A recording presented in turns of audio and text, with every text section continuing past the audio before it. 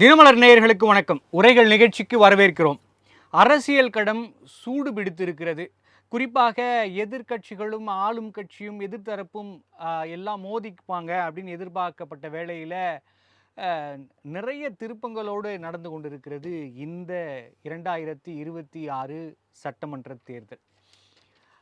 குறிப்பாக என்னன்னா, எல்லா கட்சிகளுக்குள்ளும் உட்கட்சி பூச்சல் என்பது மிக அதிகமாக இருக்கிறது.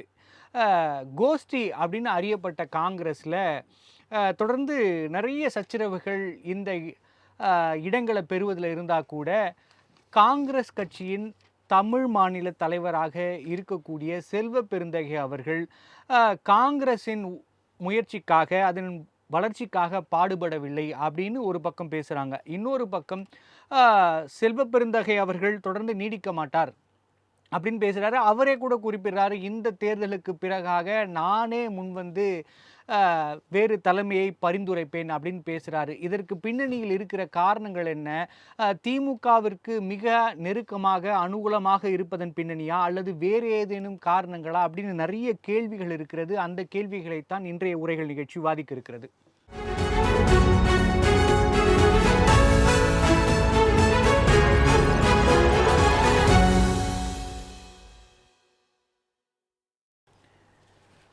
தேர்தல் வரைதான் நான், செல்வ பெருந்தகை விலகலா விளக்கலா என்பது குறித்து விவாதிக்க நம்மோடு இணைந்திருக்கும் விருந்தினர்கள் பத்திரிகையாளர் திரு வி.எஸ். ராமன் அவர்கள்.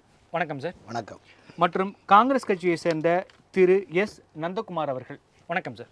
வணக்கம் சார். ராமன் சார், என்ன சார், காங்கிரஸ்லங்கிறது உட்கட்சி ஜனநாயகம் மிகுந்த கட்சி. அங்கே இந்த தொகுதி பங்கீட்டில் நிறைய பிரச்சனைகள் வந்திருக்கு. அதெல்லாமா ஒரு காரணம், நான் அடுத்த தேர்தல் முடிந்த உடனே நான் வேற தலைவரை பரிந்துரைக்கேன் அப்படின்னு சொல்கிறதுக்கு அது மட்டும்தான் காரணமாக இருக்குமா, இல்லை வேறு எதுவும் காரணங்கள் இருக்கும்னு நினைக்கிறீங்களா? முதல்ல தமிழ்நாடு காங்கிரஸ் என்பது முன்னால் இருந்த காங்கிரஸ் என்பது பக்கா காங்கிரஸ், இன்றைக்கி இருக்க காங்கிரஸ் என்பது சொக்கா காங்கிரஸ். அன்னைக்கு காங்கிரஸ் கட்சி நாட்டுக்கும் தேசத்துக்கும் தெய்வீகத்துக்குமான நிலைப்பாடு இருந்தாங்க. இன்றைக்குள்ள காங்கிரஸ் கட்சி தேர்தல் வரும்போதெல்லாம் சட்டை கிழிக்கிறதும், சத்தியமூர்த்தி போல சட்டை கிழிக்கிறதும், அப்புறம் காருக்குள்ளே ஒரு ட்ரெஸ்ஸை வச்சுக்கிட்டு அங்கே போயிடனா கிழிச்செல்லாம் என்ன சார், ஒரு தலைமைக்கு கட்டுப்பட்டு நடந்தால் அடிமைக்குங்கிறீங்க, இங்கே உள்கட்சி ஜனநாயகத்தோடு நடந்துக்கிட்டாங்க, சட்டை கிழிச்சிக்கிறாங்கிறீங்க. கட்சிக்குள்ள கூட மாற்று கருத்தை சொல்ல முடியலன்னா அப்படி என்ன ஜனநாயகம்? காங்கிரஸ்ல இது பன்னெடுங்காலமாக இருந்துட்டு இருக்கே சார். ஐயா, செல்வ பெருந்தகை தமிழ்நாடு காங்கிரஸ் கட்சி தலைவராக இப்போ இந்த சமீபத்தில் போட்டது. ஏற்கனவே இவர் எத்தனை கட்சியில் போயிருந்தார், அந்த ஒரு கட்சி அதில் இன்னொரு கட்சியில் இருக்கும்போது சத்தியமூர்த்தி பான் அவர் என்ன பண்ணார் என்பது காலம் மறக்காது. காங்கிரஸ்காரங்க இன்னைக்குள்ள காங்கிரஸோட மறக்கலாம், ஆனால் இன்னைக்குள்ள காங்கிரஸும் மறக்கலை. ஏன் மறக்கலைன்னா, அவருடைய பதவியே மல்லிகார்ஜுன கார்கே மூலமாக தான் அவர் இந்த பதவியில் வந்தது. புரியுதா? ராமன் சாருக்கு தெரியாது இல்லை, அரசியலில் நிரந்தர எதிரியும் இல்லை, நிரந்தர பகவனியும் இல்லை, அவ்வளோதான் நண்பனும் இல்லை. அப்போ பழசெல்லாம் இன்னைக்கு பிரச்சனை என்னன்னா, அதாவது இன்னைக்கு பிரச்சனை என்னென்னா, தமிழ்நாடு காங்கிரஸ் கட்சி தலைவராக இருக்கக்கூடிய செல்வ பெருந்தகை இரண்டாவது முறையாக ஏற்கனவே மூன்றாவது நாள் போன முறை எம்எல்ஏ இருந்தார், இந்த முறையும் ஸ்ரீபெரும்புதூரில் அவர் நிற்கிறாரு. நிற்கும்போது அங்கே தொகுதிக்குள்ளே மாங்காடுன்னு நினைக்கிறேன், அந்த இடத்துல பிரச்சாரம் பண்ணி செய்தியாளர் கொடுக்குறாருன்னா, நான் தேர்தலில் வெற்றி பெற்றவுடன் இந்த தொகுதி மக்களுக்கு செல்லப்பிள்ளையாக நான் ஆகிவிடுவேன் என்று சொல்கிறாரு. ஏன் சொல்கிறாருன்னா, நீங்கள் ஜெயிக்க போகிறது இல்லைன்னா அவரே மறைமுகமாக சொல்கிறாரு. காரணம் என்னால் அவர் ஜெயித்த பிறகு கடந்த 5 வருடமாக தொகுதி பக்கமே பார்க்கல, மாறாக அந்த தொகுதியில் இருக்கக்கூடிய வளங்களும் நலன்களும் பெருகக்கூடிய செல்வமாகவும் பெருந்தொகையாகவும் உள்ள நிலைப்பாடு. ஃபில் இந்த பிளாங்க்ஸ், சூசர் கரெக்ட் ஆன்சர், அதுக்குள்ளே போக வேண்டாம். ஆனால் இன்றைக்கி ஏன் இந்த ஓட்டு வாங்க ஒரே கல்ல 2 மாங்க அடிக்கிறார்? ஏன்னா, நாம் இந்த மாதிரி கருத்தை சொல்லுவோம், நான் தேர்தல் முடிந்தவுடன் நான் தொகுதி மக்களுக்கு வெற்றி பெற்று சேவை செய்ய போகிறேன், ஆகவே காங்கிரஸ் கட்சியில் தான் பதவி நானே வேண்டாம். ஏனென்றால் 10 நாட்களுக்கு முன்பு டெல்லியில் இருந்து தலைமை காங்கிரஸ் கட்சி தலைமை அலுவலகத்தில் இவரிடம் ராஜினாமா கடிதம், ரிசைன் லெட்டர் வாங்கியதாக செவிவழி செய்தியாக உள்ளது. ஆகவே இந்த செய்தி பொதுவாக ஒரு காங்கிரஸ் கட்சி தலைவர்கள் எந்த கட்சியாக இருந்தாலும், அது தேசிய கட்சிகளாக பெரும்பாலும் இந்த மாதிரி பண்ணுவாங்க. பண்ணும்போது என்ன பண்ணுவாங்கன்னா, திடீர்னு நீக்கம், இப்போ கே.எஸ். அழகிரி அண்ணா நீக்கம், அடுத்தது செல்வ பெருந்தகை போட்டாச்சு, புதிய தலைவர்கள் நோக்கி பயணிப்பாங்க. அப்போ ஏற்கனவே பழைய தலைவருக்கு மேலே ஒரு அணி இருக்கும், கோஷ்டி இருக்கும். அது மாதிரி கோஷ்டிகளுக்கு பஞ்சம் கிடையாது. இன்றைக்கி என்னென்னா இந்த சட்டமன்ற தேர்தலில் நடந்த உள்குத்தும் உள்ளடியும் கட்சிக்குள்ள ஜனநாயகத்தை குழுதோண்டி முடிவதன் காரணத்தினால்தான் செல்வ பெருந்தகை அந்த வார்த்தையை விட்ட காரணம் என்ன, அவங்களா நீக்கிட்டு வெளியே வந்துச்சுன்னா ஐயோ நமக்கு பேர் வந்துடும், நானாக பெருந்தன்மையாக பாருங்கள் நானே இந்த பதவி வேண்டான்னு சொல்கிறேன். ஏங்க ஏற்கனவே கடிதம் கொடுத்தாச்சு. இந்த சட்டமன்ற தேர்தலில் ராகுல் காந்தி தமிழ்நாட்டில் கூட்டணி ஆதரித்து பிரச்சாரத்துக்கு வர போகிறதில்ல, அவர் பாண்டிச்சோட வந்து அப்படியே போயிட போகிறாரு. இதுதான் நிலைமை. இப்படி கூடிய சூழ்நிலையில் என்ன விஷயம்னா, தாவேகாவுடைய நிலைமை என்னென்னா, அகில இந்தியா காங்கிரஸ் கட்சியோட பொதுச் செயலராக இருக்கக்கூடிய கேரளாவை சேர்ந்த கேசி வேணுகோபால் தாவேகாவுடன் கூட்டணிக்கான அஸ்திவாரம் போட்டு 80% ரெடி பண்ணிட்டாங்க. இந்த 80% ரெடி பண்ணும்போது ஒரே கல்லில் காங்கிரஸ் 3 மாங்க அடிக்கலாம் பார்க்குறாங்க. ஏன்னா ஒன்று கேரளாவில் வரக்கூடிய தேர்தலில் விஜய் வந்து ரோமன் கத்தோலிக் ஜோசப் விஜய் அவர்களுடைய வாக்கு வங்கி மத ரீதியாக ஒரு குறிப்பிட்ட வாக்கு அவர்கிட்ட இருக்கனால அதை வச்சு கேரளா நம்ம ஜெயிக்கலாம்னு நிலைப்பாடும். இரண்டாவது கூட்டணி நம்ம வச்சோம்னா விஜய் ஆட்சி அமைச்சா நமக்கும் அதில் பங்கு வரும், கூட்டணி பங்கு வரும்னு நினைக்கிறோம். பாண்டிச்சேரியில் இதை வச்சு கூட்டணி அமைக்கலான்னு காங்கிரஸ் கட்சியுடைய தேசிய பொதுச்செயலருடைய கேசி வேணுகோபால் மனநிலை. இந்த மனநிலைக்கு வித்திட்டவர் யார் என்றால் திருச்சியை சேர்ந்த காங்கிரஸ் கட்சியுடைய மூத்த தலைவர் திருச்சி வேலுச்சாமி அவர் தான் இதுக்கு விதை போட்டது. இப்படிப்பட்ட நிலைப்பாடு இருக்கின்ற போது காங்கிரஸ் கட்சியில் என்ன ஆச்சுன்னா, ப. சிதம்பரம் இப்படி ஒரு காலத்தில் கட்சி ஜனநாயக பேரை ஆரம்பித்தாரோ அதே போல் திமுக என்ன பண்ணுச்சுன்னா, செல்வ பெருந்தகை தலைமையில் காங்கிரஸை 2ஆக உடைத்து செல்வ பெருந்தகை அணி திமுகவுடைய அணியான ஒரு அணி உருவாக்குறதுக்கான கட்டமைப்பு உருவாக்கி கொண்டார்கள். தொடர்ந்து பேசலாம் சார். நந்தகுமார் சார், இப்போ இந்த தேர்தலுக்கு பிறகு தமிழகத்தில் காங்கிரஸ் தலைவர் மாற்றப்படுவார் அப்படிங்கிற வர செய்திகளும் அவரே சொல்லியிருக்கிற விஷயங்களையும் பார்க்குறப்ப இது என்ன மாதிரியான ஒரு செய்தியாக இருக்கும்? எதற்காக இந்த நடவடிக்கைகள் அல்லது எதற்காக இந்த முடிவு அப்படிங்கிற உங்களோட கருத்து என்ன சார்? ஏற்கனவே நீங்கள் சொன்ன மாதிரி காங்கிரஸ் கட்சியை பொறுத்த வரைக்கும் வந்து இந்த தலைவர்கள் மாற்றத்தெல்லாம் வந்து புதுசு இல்லை. ஒவ்வொரு தேர்தலுக்கும் முன்னாடியும் பின்னாடியும் பார்த்தீங்கன்னா தலைவர்கள் அடிக்கடி மாற்றிக்கிட்டே தான் இருப்பாங்க. குறிப்பாக பார்த்தீங்கன்னா எந்தெந்த தேர்தலில் நாங்கள் வந்து மாநில கட்சிகளோட எலெக்ஷன் போட்டு எலெக்ஷனில் ஒரு மெஜாரிட்டி வராமல் தோற்கிறோன்னு வைங்களேன், அப்போ ஆக்சுவலாக வந்து அந்த மாநில கட்சியோட ஆன்டி கம்பல்சியில் தான் அந்த கூட்டணி தோக்குது. அப்போ அந்த மாநில கட்சியோட ஆன்டி கம்பல்சியில் கூட்டணி தோக்கும் போது தோத்ததுக்கு காரணம் யாருன்னா காங்கிரஸ்னுவாங்க. உடனே இங்கே இருக்கிற 4 பேர் டெல்லிக்கு போய் இவரால் தான் தோத்துது, இது இந்த தொகுதி கேட்டு தான் நம்ம ஜெயிச்சிடலாம் அப்படின்லாம் சொல்லுவாங்க. அப்போ இந்த ஒரு பழியை நாங்கள் காங்கிரஸ் சேர்த்துக்கிட்டு அந்த தலைவர் ஒன்று அவர் ராஜினாமா செய்வார், இல்லைனா நீங்கள் வந்து விலகிக்கங்க நாங்கள் வேறு போட போகிறோம்னு சொல்லிட்டு விலகிட்டு வேறு போடுவாங்க. இது வந்து எங்கள் கட்சியில் காலங்காலமாக நடந்துகிட்டு இருக்குது. நாங்களும் கொடுத்து பார்த்துருக்கோம். இப்போ கடந்த 23 கூட பார்த்தா கேஎஸ் அழகிரிகளை மாற்றிட்டு உடனே இவரை போட்டாங்க. சரி, இவருக்கு ஒரு 3 வருஷம். நந்தகுமார் சார், நீங்க இப்படியான ஒரு விஷயத்த சொன்னீங்கன்னா அடுத்த ரவுண்ட்ல கண்டிப்பா ராமன் சார் கேட்பாரு, இப்பவே நீங்க தோல்வி அடைய போறீங்கன்னு ஒத்துக்கிட்டீங்களா, அதுக்கு தயாரா இருக்கீங்களா, அதனாலதான் இந்த அறிவிப்பான்னு கேட்பாரே சார். இல்ல அதான் ஏற்கனவே சொல்லிட்டாரு. அவதான் இவங்க ஜெயிக்க போறதுல செல்வ பெருந்தகை ஜெயிக்க போறதுன்னு அவர் தான் சொல்லிட்டாரு. அவரோட ஆசையா அவரோட கனவை நம்ம ஏன் வந்து நிராசை ஆக்கணும்? இது வந்து காங்கிரஸ் கட்சியில காலங்காலமாக நடந்து வரும் ஒரு விஷயம், அவ்வளவுதான். ஆனா இந்த தேர்தலை பொறுத்த வரைக்கும் திரு செல்வ பெருந்தகை அவர்கள் நேற்று கூட்டத்தில் பேசினார். அவர் வந்து ஏற்கனவே வந்து அவர்கிட்ட ராஜினாமா கடிதம் வாங்கிட்டாங்கன்னு இவர் சொல்கிறார். ஆனால் ராஜினாமா கடிதம் வாங்கினதுன்னு சொல்கிறத விட இதுக்கு முன்னாடி அவர் நிறைய நெருக்கடிகள் கொடுக்கப்பட்டது. என்ன மாதிரியான நெருக்கடி? அதாவது எப்படின்னா பார்த்தீங்கன்னா, இப்போ இவர் சொன்னார் முதல்ல 5 கட்சி தாவி வந்தவர், எதுக்கு இவருக்கு இந்த இடத்துல வந்து நீங்கள் தலைவர் பதவி கொடுக்குறீங்க அப்படின்னு சொல்லி ஒரு நெருக்கடியை கொடுத்தாங்க. வந்தோன்னு நெருக்கடி கொடுத்தாங்க.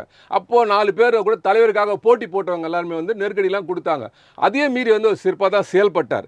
அப்புறம் கொஞ்ச நாள் போனோன்னு பார்த்தீங்கன்னா கட்சியில் இருக்கிற ஒரு மாவட்ட தலைவர்களே ஒரு 38 பேர் நேரா டெல்லிக்கு போய் திமுக ஏற்பாடு சார். பேசலாம் சார். இது மாவட்ட தலைவர் திமுக ஏற்பாடு அண்ணனுக்கு சொல்கிறேன். இல்லை இல்லை, நீங்கள் பேசலாம், அவர் தொடர்ந்து பேசுங்க, நீங்கள் பேசுங்க சார். இப்போ மாவட்ட தலைவர்கள் வந்து டெல்லிக்கு போய் அங்கே இருக்க எங்கள் அகில தலைவரை பார்த்து இந்த மாதிரி வந்து எங்களுக்கு தலைவர் வேண்டாம், வேறு தலைவரை மாற்றி கொடுங்க அப்படின்னு சொல்லி அங்கே வந்து பெரிய ஒரு 1 வாரம் கிட்ட தங்கியிருந்தே வந்து ஒரு விண்ணப்பத்தை கொடுத்துட்டு வந்தாங்க.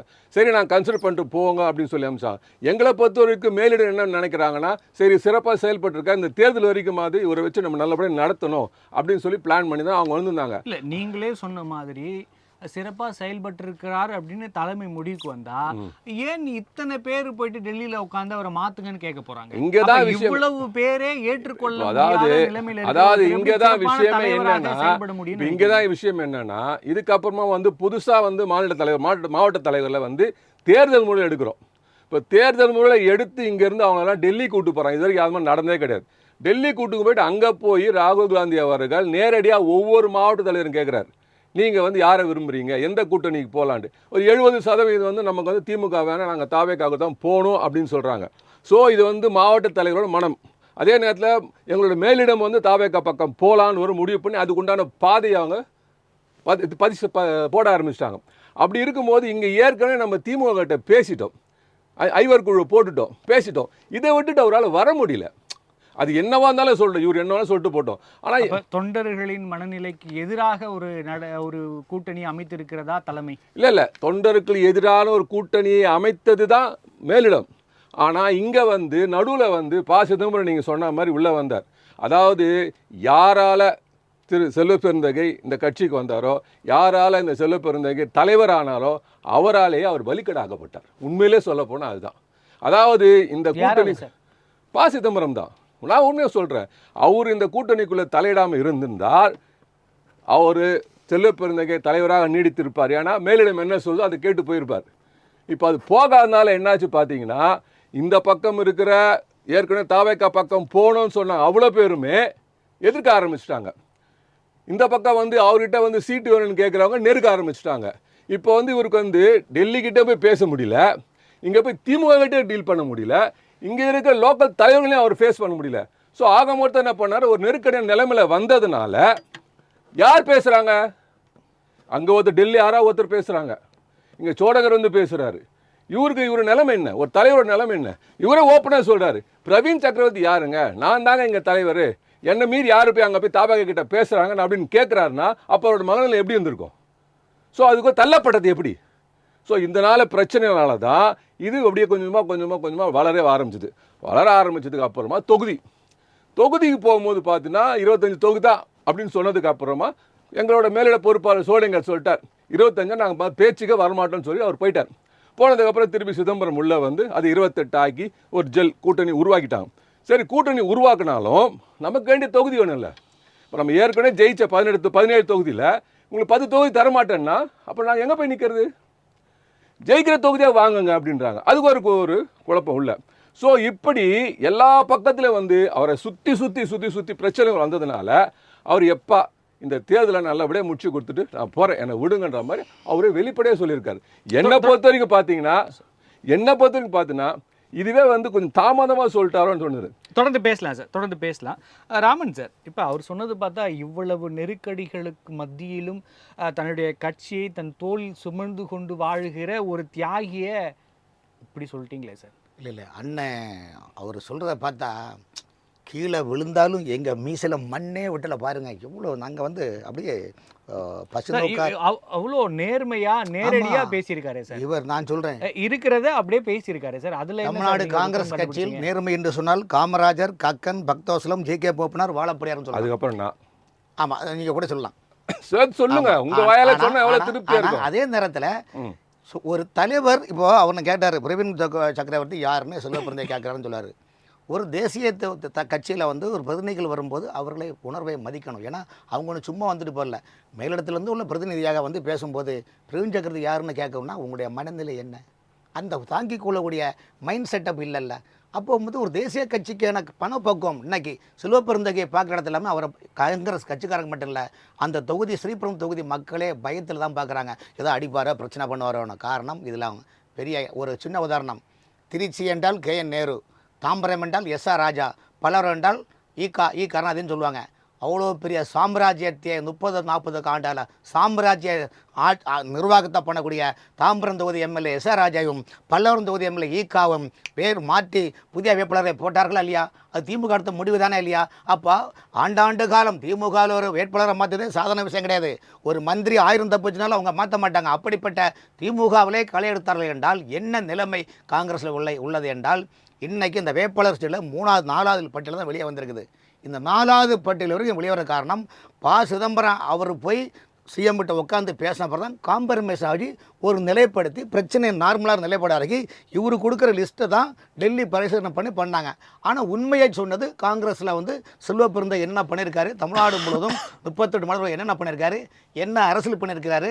செல்வப்பெருந்தைக்கு தமிழ்நாட்டு காங்கிரஸ் கட்சி இந்த நேரம் வரைக்கும் இருக்கும்போது திமுக அமைச்சரவையில் அவரும் 10% முதலமைச்சர் சார். திமுகவுடைய அமைச்சர் பதவியில் அவர் இல்லாவிட்டாலும் காங்கிரஸ் கட்சி தலைவராக இருந்தாலும் செல்வ பெருந்தகை ஒரு 10% அமைச்சர் என்று ஏன் சொல்கிறேன் என்றால் அவருடைய பீரியடில் பண்ணக்கூடிய பல விஷயங்களை பாருங்கள். இலைமறை காய்மறையாக ஊடக யூடியூபர் அலுவலகத்தின் மீது இந்த மாதிரி ஏதாவது சார், ஒரு என்னங்க ஊரே தெரியும் நாங்க உங்களுக்கு வந்து இதெல்லாம் ஏதாவது ஒண்ணு ஏங்க வந்து உங்களுக்கு நீங்க வலிக்குது சும்மா வந்து ஏன் உங்களுக்கு இதுங்க சொல்றீங்க சொல்லாதீங்க. அப்பெல்லாம் கிடையாது சார். வந்து அதாவது தொடர்ந்து பேசுங்க சார், நீங்க சிதம்பரத்தில் தான் இன்னைக்கு ஒரு நல்ல அருமையான சீட்டை கொடுத்துருக்காங்க சார். இல்லாட்டா கிடைச்சிருக்காரு சார். வந்து கட்சி 2ஆ உடைஞ்சிருக்கு சார். காங்கிரஸ் ப. சிதம்பரம் வராவிட்டால் நிச்சயமாக தமிழ்நாடு காங்கிரஸ் கட்சி 2 பிரிவாக பிரிந்து இதுக்கு மேல நான் சொல்ல விரும்பல. 2 பிரிவுன்னா யார் தலைமையில ஒரு பிரிவு பிரிஞ்சிருக்குன்னு நினைக்கிறீங்க சார்? அதாவது தேசத்தை ஆதரிக்க வேண்டும், காங்கிரஸ் கட்சி ஆதரிக்க வேண்டும் என்ற நிலையில் உள்ளவர்கள் ஒரு அணியாகும். எங்களுக்கு ஆட்சி முக்கியம், யார் வந்தாலும் முக்கியம் இல்ல. தலைமையில் இது தலைமை யாருன்னா அந்த நேரத்தில் அணிகள் வரும் சார். ஒரு விஷயம் கேளுங்க. அப்போ அதிமுக பல பிரச்சனைகள் இப்போ இருக்குது. ஒவ்வொருத்தரும் ஒரு தலைமையில போக இல்லையா? ராமன் சார், காங்கிரஸுக்குள்ள உட்கட்சி பூச்சல்கள் அப்படிங்கிறதோ கோஷ்டிகள்ங்கிறதோ இன்னைக்கு நேத்து வந்தது இல்லை. ஆமாம், பன்னெடுங்காலமாக இருந்திருக்கு. அப்போ நீங்கள் சொல்கிறது மாதிரி பார்த்துருந்தீங்கன்னா இன்னைக்கு எப்படி ஒரு 1500 2000 கட்சியாவது உருவாகிருக்கும். அப்படி இல்லாம சார் கற்பனைக்கு நம்ம பதில் சொல்ல முடியும். இன்னைக்கு செல்வ பெருந்தகை ரொம்ப பெருந்தன்மையா நீங்க சொன்ன மாதிரி காமராஜருக்கு பிறகு தனக்கு தலைவர் பதவி வேணாம்னு சொல்லி இருக்கிற தியாகம் அவரை சொல்றதுக்கு எப்படி சார் உங்களுக்கு மனசுல? நீங்க சொல்லு எப்படி தெரியுமா? உம்மை போல் தலைவன் எந்த உலகில் உன்னை போல் யாருண்டோன்னு சொல்ல மாதிரி இருக்கு சார். என்ன சார் டூப்? அதாவது நீங்களும் கேட்கணும் இப்படியா? அதாவது செல்வ பெருந்தகை நாடறியும் ஏடறியும் தமிழ்நாட்டு மக்கள் அறிவார்கள். சொல்லுங்க அவருடைய யாராவது சார். நீங்க ஒரு ஊடகம் சார். செல்வ பெருந்தகை நீங்க சாத்மீகமாக ஒரு கேள்வி கேட்க முடியுமா? கேள்வி கேட்டால் வேற மாதிரி பதில் வரும் சார். வந்து ராமன் சார் சும்மா நினைக்காதுங்க சார். வந்து எங்களுக்கு தெரியும் சார். வந்து நாங்க 30 ஆண்டு காலம் சென்னையில் அரசியல கரைச்சு குடிச்சிருக்கோம் சார். வந்து என்னுடைய தந்தையார் வந்து மேயர் வேலுப்பிள்ளை ஸ்தாபன காங்கிரஸ்காரர், காமராஜுடைய சீடராகவே வாழ்ந்தவர். தெரியுமா? சொல்லுங்க. அது வேற அண்ணாமலை கதை. அண்ணாமலை சீட்லாம் அவரு கேட்கல. சார் அங்கயா சார் அண்ணாமலை சீட் கேட்கலையே. அவர் சீட் கேட்கலையே. நீங்க எங்க இருந்து அங்க வரீங்க சார்? நந்தகுமார் சார், நம்ம விவாதத்துக்குள்ள இருப்போம் சார். ராமன் சார், எனக்கு ஒரு கேள்வி என்னன்னா, இது வரைக்கும் எந்த தலைவர்களும் எனக்கு தலைவர் போஸ்ட் வேணாம் அப்படின்னு சொன்னதே இல்லையா? நீங்க கேட்பீங்க எலி ஆட்டோமேட்டிக்கா புரியல மாட்டது பாத்தீங்களா? நீங்க கேட்டீங்க சார். அதாவது நிலைமை தெரிஞ்சு போச்சு. இப்போ அவங்களே மாற்றி அதை வரும்போது நமக்கு பர்சனாலிட்டி போயிடும், நமக்கு இமேஜ் போயிடும். ஆகவே நாங்கள் ரிசைன் லெட்டர் கொடுத்ததுனால தகவல் இருக்குது. முன்கூட்டியே சொல்லிட்டோமா? சொல்லுங்க. ஐயோ அவர் பெருந்தன்மை இங்கே சொன்னீங்களா? பெருந்தன்மை சங்கே முழங்கு சங்கே முழங்கு காமராஜரோடு சங்கே முழங்குன்னு சொன்ன மாதிரி இருக்குது நீங்க பாட்டு. நந்தகுமார் சார் போயிடுவோம் சார். அப்படியே கூட இந்த நெருக்கடிகளுக்கு நடுவில் தான் ஏற்றுக்கொண்ட கொள்கைக்காக தன் கட்சிக்காக அவர் உழைக்கிறான்னு கூட வச்சுப்போம். அதற்கு பிறகு வேண்டாம் அப்படின்னு முடிவெடுத்ததாக கூட இருக்கலாம். ஆனால் இப்போ தன்னோட கட்சியிலேருந்து நிறைய எதிர்ப்புகள் இருக்குன்னு தெரியும். கூட்டணி கட்சியில் இருக்காங்க, ஒரு சீட்டு வாங்கியிருக்காங்க. இந்த நிலைமையில் இப்படியான ஒரு வார்த்தையை, இப்படியான ஒரு நிலைப்பாட்டை சொன்னார்னா அது எப்படியான அதிர்வலைகளை கட்சிக்குள்ளேயும் கூட்டணிக்குள்ளேயும் ஏற்படுத்தும் தெரியும். தெரிந்தும் ஏன் அதை அவர் சொன்னார் அப்படிங்கிற கேள்வி இருக்கு இல்லையா? இல்லை சார், இப்போ இது ஆக்சுவலாக சொல்லப்போனால் காங்கிரஸ் கட்சிக்கே வந்து பார்த்திங்கன்னா இப்போ வந்து நாங்கள் வந்து ஒரு இக்கட்டான சூழ்நிலை மாட்டிக்கிட்டு இருக்கோம். காரணம் என்னன்னு பார்த்தீங்கன்னா, எங்களோட மன ஓட்டமெல்லாம் வந்து கொஞ்சம் திமுக தள்ளி போகணும்னு சொல்லி நாங்கள் வந்து வேறு பக்கம் மூவ் பண்ணிட்டாங்க. ஆல்மோஸ்ட் வந்து கட்சியில் இருக்க இளம் மாவட்ட தலைவர்கள்லாம் சேர்ந்து மூவ் பண்ணி போயிட்டாங்க.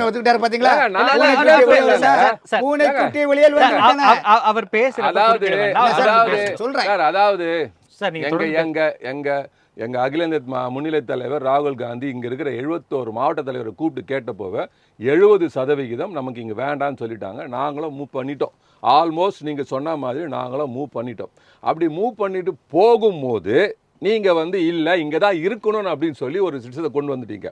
இப்போ இந்த சிஸ்டத்தை கொண்டு வந்ததுக்கப்புறம் என்ன ஆச்சுன்னு பார்த்தீங்கன்னா, திமுகவில் இருக்கவங்களும் திமுக ஊடகங்கள் என்ன சொல்கிறாங்கன்னா, 28 சீட் வாங்கிட்டீங்களா, எப்படி ஜெயிக்கிறீங்க பார்க்கலான்றாங்க. இல்ல இப்ப 77 மாவட்டத்துல இருக்கவங்க எல்லாரும் திமுகல வேணான்னு முடிவு பண்ணா யார் முடிவு பண்ணது திமுக வேணும்னு? அதாவது நான் தான் சொல்றேன்ல, இப்போ இதுல செல்வ பெருந்தகையோட நிலைப்பாடு என்னவா இருந்தது? செல்வ பெருந்தகை வந்து ஏற்கனவே திமுகவோட நம்ம ஐவர் குழுவை போட்டு நாங்கள் பேசிட்டோங்க. டிசம்பர் 3ஆம் தேதி நாங்கள் பேசிட்டு வந்துட்டோம், வெயிட் பண்ணுங்கள் கூப்பிட்றேன்னாங்க. இந்த கூப்பிட்ற கேப்பில் தான் பிரவீன் சக்கரவர்த்தி போய் அங்கே போய் விஜயை பார்த்துட்டு வந்தார். அதுக்கப்புறம் மாணிக் தாக்கம் பேசுகிறார், ஜோதிமணி பேசுகிறாங்க, எல்லாரும் பேசிட்டாங்க. ஆல்மோஸ்ட் வந்து டெல்லி மேலிடம் வந்து நம்ம வந்து ரைட் ஓகே. அந்த கேப்பில் இந்த மாவட்ட தலைவர்லாம் கூப்பிட்டு கேட்டப்போ அவங்கள வந்து அவங்களோட ஒப்பீனியன் சொல்லிட்டாங்க. ரைட் ஓகே, நம்ம இந்த ஒரு தடவை வந்து போகலாம். இப்போ இவர் சொன்ன மாதிரி வந்து ஒரு 3 மாவட்டத்தை நம்ம 3 மாநிலத்தை நம்ம பார்க்கலாம், தமிழ்நாடும் பார்க்கலாம், கேரளாவை பார்க்கலாம், பாண்டிச்சேரி பார்க்கலாம் அப்படின்னு சொல்லி மூவ் பண்ணி எல்லாம் பண்ணிட்டாங்க. பண்ணிட்டு போயிட்டே இருக்கும்போது பார்த்தா அது டிலே ஆக இந்த பக்கம் எங்களுக்கு ப்ரெஷர் ஆகுது. ஏன்னா ராஜ்யசபா சீட்டு கொடுக்கணும், அது வாங்கணும். இந்த நேரத்தில் வந்து 25 கொடுத்தீங்கன்னா நாங்கள் மறு பேச்சுக்கே இல்லை, நாங்கள் தனியாக நிற்கிறோன்னே சொல்லிட்டு சோடங்கர் சொல்லிட்டு வந்துட்டார். சோடங்கர் எங்களுக்கு மேலிட பொறுப்பாக. என்னோட கேள்விங்கிறது ரொம்ப சின்ன கேள்வி சார். இதுல செல்வ பெருந்தகையோட நிலைப்பாடு என்னவாக இருந்தது? செல்வ நிலைப்பாடு தான் நான் சொல்லிட்டு வரேன். இப்போ சொல்லிட்டு வந்ததுக்கு அப்புறமா இப்போ இவர் சொன்னார் வந்து ப. சிதம்பரம் தான் வந்து எல்லாரும் பஞ்சாயத்து பண்ணார். இதைத்தான் நான் சொல்ல வரேன். இப்போ ப. சிதம்பரம் அவர்களை அழைத்து பேசியது யார்? டிசம்பர் 3ஆம் தேதி நாங்கள் போய் பார்த்துட்டு வரோம். டிசம்பர் 7ஆம் தேதி அவர் போய் சிஎம்ஐ பார்க்குறார். பார்த்துட்டு பேசி வந்ததுக்கு அப்புறமா ஒரு முடிவு எடுக்கிறாங்க. முடிவு எடுத்ததுக்கப்புறம் இவர் சொல்கிற மாதிரி ஒரு கட்சியை உடைக்கிறாங்க வைக்கலாங்களான்னாங்க. நாங்கள் ஏற்கனவே சொல்லிட்டோம், காங்கிரஸ் இப்போல்லாம் கட்சியை உடைச்சிட்டு போகிறவங்களும் யாரும் பெரிய தலைவர்லாம் இல்லை, யாரும் பேரே தெரியாது. இப்போ தான் ஒவ்வொருத்தர் பேரை நாங்கள் வந்து தெரிஞ்சுட்டு வந்துட்டுருக்கோம். அந்த அப்படி நிலைமையில் கட்சியில் யாரும் உடைச்சிட்டுலாம் போக முடியாது. அதனால் வந்து தலைவர் என்ன சொல்கிறாரோ, மேலிடத்தில் என்ன சொல்கிறோம் அதுதான் அப்படின்னு சொல்லி நாங்கள் வந்து உறுதியாக நிற்கிறோம். அப்போது சிதம்பரம் வந்து திருப்பி ஒரு கூட்டமைப்பு ரெடி பண்ணுறார். இல்லை நீங்கள் போனீங்கன்னா ரொம்ப கஷ்டப்படுவீங்க, அதனால் நம்ம திருப்பி திமுக கூட போகணும்னு சொல்லிட்டு அவர் வந்து ஒரு முன்னெடுப்பு எடுத்து பண்ணுறார். இப்போ இவர் வந்து சிதம்பரம் சொல்கிறத கேட்டுட்டு இவரு கூடவே இங்கே வந்துட்டார். இப்போ இங்கே தலைமை சிதம்பரம் தான் வந்து டெல்லியிலையும் பேசுகிறார். அப்ப மாநில தலைவரா செல்வ பெருந்தகையின் பங்களிப்பு தான் என்ன? அவர் தான் இங்கே வந்து ஏற்கனவே கூட்டணி அமைச்சிட்டாரு. கூட்டணி அமைச்சதை உறுதி பண்ணுறதுக்காக தான் சிதம்பரம் வர்றார். சிதம்பரம் சொன்னதுக்கு அப்புறமா செல்வ பெருந்தகை வந்து கட்சியினரின் எதிர்ப்புக்கு மீறி கூட்டணி அமைச்சிருக்காரா? கட்சியின் எதிர்ப்புன்னு சொல்றேன், கட்சியின் அபிப்பிராயங்க சார். ஒவ்வொருத்தரும் ஒரு அபிப்பிராயம் சொல்றாங்க. இல்ல சார், அவர் பேசிட்டோம் சார். அவங்க ஒவ்வொருத்தரும் ஒரு அபிப்பிராயம் இருக்காங்க. அந்தந்த அபிப்பிராயத்தெல்லாம் நீங்களே குறிப்பிட்ட மாதிரி இங்க அதிகப்படியான மாவட்ட தலைமையில் இருக்கவங்க எல்லாரும் வேண்டாம் அப்படின்னாங்க. அதை எதிர்த்து செல்வ பெருந்தகை அவர்கள் திமுகவோடு இணக்கம் காமிக்கிறாரு அப்படின்னாவே இது வேற மெசேஜ் தானே சார் சொல்லுது? ஆமாம் இப்போ இருக்குது. ஏன்னா அவங்க என்ன சொல்கிறாங்க, தாவேக்கால போய் நீங்கள் போய் 70 சீட்டு வாங்கி எல்லாரும் தோற்று போகிறதுக்கு இங்கே இருந்தீங்கன்னா அட்லீஸ்ட் ஒரு 20 பேர் எம்எல்ஏ ஆகலாம், கட்சியை வளர்க்கலாம் அப்படின்னு சொல்கிறாங்க. அந்த பாயிண்ட் கேட்க வேண்டிய பாயிண்ட் தானே, ஏற்றக்கூடிய பாயிண்ட் தானே தான் இருக்குது. அப்போ அதனால் சொல்கிறாங்க, அங்கே இருக்கிற கட்சியில் இருக்கவங்க, முன்னிலையில் இருக்கவங்க, மூத்தவர்கள் என்ன சொல்கிறாங்க, சிதம்பரம் இது தான் சொல்கிறார், நீங்கள் இங்கே போயிட்டீங்கன்னா தோற்று போயிடுவோம், நம்ம கட்சி காணாமல் போயிடும், இங்கேருந்து அட்லீஸ்ட் 20 எம்எல்ஏ வருவாங்க வாங்கன்றான். ஸோ அது எங்களுக்கு தேவைப்படுது, கட்சி வளர்க்க தேவைப்படுது. சரி இதுக்கே போகலான்னு சொல்லிட்டு ஒரு முடிவு எடுக்கிறாங்க. ஆனால் எங்கள் கட்சி மேலிடம் வந்து இந்த லிஸ்ட்டெல்லாம் போகும்போது சில பிரச்சனைகள் வருது. அது எதனால் பிரச்சனை வருதுன்னா, இப்போ மாவட்ட தலைவர் தான் வந்து நேர்காணல் பண்ணி இங்கேருந்து வேட்பாளர் லிஸ்ட்டு அனுப்புகிறாங்க. மாவட்ட தலைவர்கள் வந்து நேர்காணல் பண்ண லிஸ்ட்டு பேரில் இல்லை. ஸோ அதை தான் ஜோதிமணி அம்மா சொல்கிறாங்க, இந்த மாதிரி இருக்குது, இதில் வந்து ஒரு நேர்படைத்தன்மையே இல்லை, வெளிப்படைத்தன்மையே இல்லைன்னு அவங்க சொல்கிறாங்க. ஸோ திருப்பி வந்து லிஸ்ட் எடுக்கிறாங்க. மாவட்ட தலைவர் அம்சத்தெல்லாம் என்னென்னலாம் லிஸ்ட் அமைச்சிருக்காங்க பாருங்கன்றாங்க. அதோடு இதை ஒப்பிட்டு பார்க்கும்போது விட்டு போன பேரெல்லாம் சேர்க்கணுன்றாங்க. சரி சேர்த்தா அவனால் தாக்கு பிடிக்க முடியுமா, எலெக்ஷன் நிற்க முடியுமா, அவரால் ஜெயிக்க முடியுமா? ஸோ இவ்வளோ விஷயங்களை பார்த்து தான் கேண்டிடேட் லிஸ்ட்டை அனௌன்ஸ் பண்ணியிருக்காங்க. இல்லை அப்படி பார்க்க போனால் தேசிய தலைமை என்ன முடிவு எடுத்திருக்கிறோ அந்த முடிவுக்கு கட்டுப்பட்டு அதை சீரும் சிறப்புமாக செய்து முடித்திருக்கிறார் செல்வ பெருந்தகை அப்படின்னு நம்ம எடுத்துக்கலாம். அப்படி இருக்கிற போது அவர் ஏன் விலக வேண்டும் அல்லது விலக்க வேண்டும்ங்கிற இடத்துக்கே நம்ம போக வேண்டிய தேவையில்லையே. சார் இப்போ வந்து ஏன் இங்கே வந்து நிற்குதுன்னு இப்போ இங்கே ஒரு தேர்தல் ஒன்று இல்லைன்னு வைங்க, இப்போ இங்கே தேர்தல் ஒன்று இல்லைன்னு வைங்க, நீங்கள் கேட்குற கேள்வியே வராது. அவர் பாட்டு அப்படியே கம்மி பண்ணிட்டு கட்சியே தேவை. இப்போ ஆமாம், இப்போ இந்த தேர்தல் ஒன்று வர்றதுனால தேர்தலில் வெற்றி முக்கியம், வெற்றி முக்கியம், அது நல்லா புரிஞ்சுக்கோங்க. ஏன்னா வந்து நம்ம வந்து ஏற்கனவே வந்து ஒரு பாதையில் வேற பக்கம் போயிட்டோம், வெற்றி முக்கியம் இல்லை இருங்க, வேற பாதையில் போனவங்களை திருப்பி கொண்டு வந்து இங்கே வந்து நாங்கள் மாட்டியிருக்கோம். இப்போ எங்களுக்கு வந்து வெற்றி கிடைக்குமான ஒரு சந்தேகம் எல்லாருக்குமே இருக்கு. அப்படி வெற்றி கிடைக்கலன்னு வச்சுக்கோங்க, பொறுப்பு யாருக்கு? அப்ப இந்த முடிவு எடுத்த தேசிய தலைமைக்கு இல்லையே, தேசிய தலைமை வேற பாதையை எடுத்துட்டாங்கல்ல. அந்த பாதையை மீறி நீங்க தான் இந்த பாதையை கொண்டு வந்தீங்க, இதுதான் நமக்கு சிறந்த பாதைன்னு சொன்னீங்களே, அப்ப நீங்க தானே பொறுப்பு எடுக்கணும். அந்த பொறுப்பை இப்பவே எடுத்துக்கொண்டாரா செல்வ? எடுத்துருக்கலாம், அவர் எடுத்துருக்கலாம், நான் இப்பயே எடுத்துக்கிறேன் அப்படின்னு சொல்லியிருக்கலாம், நான் தான் ஃபேஸ் பண்றேன்னு சொல்லியிருக்கலாம். ராமன் சார், ஒரு தலைமைக்கான பண்பாக செல்வ பெருந்தகை அதை அவர் எடுத்திருக்காரு அப்படிங்கிற ஒரு விஷயத்தை வைக்கிறார். அதை தாண்டி காங்கிரஸ் கட்சியில் இப்போ சமீபமாக நிறைய உட்கட்சி பிரச்சனைகள் இருக்குது. அது கட்சிக்குள்ளே பேசிப்பாங்கிறத தாண்டி ட்விட்டர்லலாம் நிறைய கருத்துக்கள் நிறைய பேர் வேறு வேறு விதமாக பதிவிடுறாங்க. அதற்கு ஆதரவும் எதிர்ப்பும் இருக்கு. இந்த நிலைமையில இப்ப எலெக்ஷன் முன்னாடி வச்சுன்னு இப்படி ஒரு விஷயத்த பேசியிருக்காரு. இது ஒட்டுமொத்தமாக அடுத்த கட்ட நகர்வு செல்வ பெருந்தகைக்கு என்னவாக இருக்கும் நீங்க கணிக்கிறீங்க? அதாவது காங்கிரஸை பொறுத்த வரைக்கும் சார், இப்போ அண்ணன் சொன்னார், நந்தகுமார் அண்ணன் சொன்னார், நாங்கள் கமிட்டி வாச்சோம், எங்களை பேச கூப்பிடலடா, திமுக சார்பில் கூப்பிடலன்னு. ஏன் கூப்பிடலன்னா, இவங்க வந்து இங்கே ஒரு சேரில் ஒரு விங்கிள் ஃபார்ம் பண்ணிவிட்டு அங்கே தாவேக்க கூட ஒரு டைவப்பில் ஒரு நிலைப்பாடு இருக்கும்போது அவங்க அது உளவுத்துறையை வச்சு கண்காணிக்கிறாங்க. ஆளுங்கட்சியில் இருக்கும்போது அவங்க கண்காணிக்கிறேன். அதனால தான் அவங்க தள்ளி தள்ளி தள்ளி தள்ளி வச்சுருந்தாங்க.